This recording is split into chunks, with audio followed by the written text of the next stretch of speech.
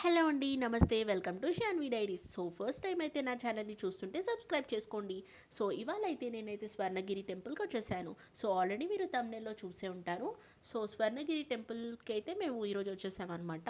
ఇక్కడ ఫస్ట్ లోపలికి వచ్చేస్తే అక్కడ ఫుట్వేర్ వదిలేసి పక్కన పార్కింగ్ కూడా ఉంది.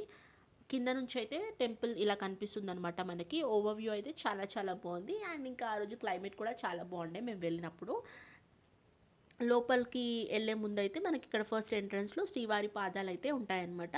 అక్కడ మొక్కుకొని మనం మెట్లెక్కి పైనకి వెళ్ళిపోవచ్చు. ఒకవేళ మెట్లు ఎక్కలేని వాళ్ళు ఉంటే, ఓల్డ్ పీపుల్ అలా ఉంటే వాళ్ళకి కూడా వీల్ చైర్ అలాంటివి అవైలబుల్ ఉన్నాయన్నమాట. అక్కడ మనకి మైక్లో అనౌన్స్ చేస్తూనే ఉంటారు. సో లోపలికి వెళ్తే చిన్న చిన్న టెంపుల్స్ అన్నీ ఉన్నాయన్నమాట. మెయిన్ టెంపుల్ ఇంకా చిన్న చిన్న టెంపుల్స్ చాలా ఉన్నాయి. అండ్ హనుమాన్ కూడా చాలా పెద్దగా ఉన్నారు. అదైతే చాలా చాలా అట్రాక్టివ్ ఈ టెంపుల్లో. అండ్ చిన్న చిన్న వాటర్ ఫౌంటైన్స్ లాగా అండ్ ఇక్కడ ఆర్కిటెక్చర్ కానీ స్కల్ప్చర్ అలా చాలా చాలా బాగుందన్నమాట టెంపుల్. అండ్ పైనుంచి కూడా లొకేషన్ అయితే అదిరిపోయింది. చాలా చాలా సూపర్గా ఉంది. ఎందుకంటే మొత్తం చుట్టూ గ్రీనరీ, ఆ పొలాల మధ్యలో చిన్న చిన్న హిల్స్ అలాంటి మధ్యలో ఈ టెంపుల్ అయితే చాలా బాగా కట్టారనమాట. అండ్ ఇక్కడ స్వామివారు ఇలా వాటర్లో ఉన్నారనమాట. ఇది ఒక టెంపుల్లో ఒక పార్ట్ అనమాట. మెయిన్ టెంపుల్ అలాగా, ఇంకా ఇదొక టెంపుల్ అనమాట. సో లోపల చిన్న చిన్న టెంపుల్స్ అలానే ఉన్నాయి.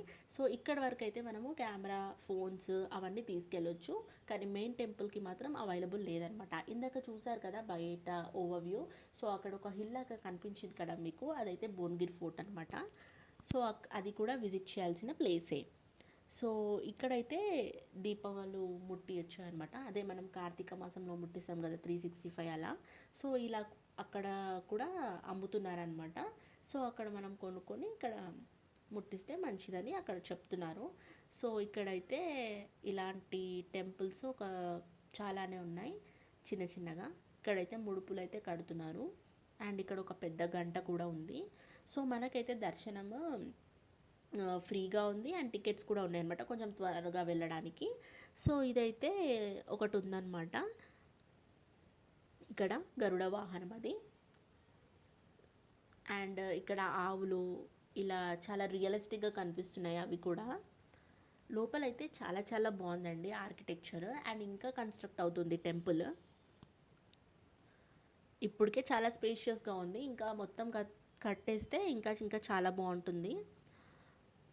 సో చూసారు కదా ఆ క్లౌడ్స్ మధ్యలో ఆ గోపురం ఎలా ఎంత బాగుందో. ఒక్కసారి వెంకటేశ్వర స్వామిని దర్శించుకుంటే మాత్రం ఆ ఫీలే చాలా చాలా బాగుంటుంది.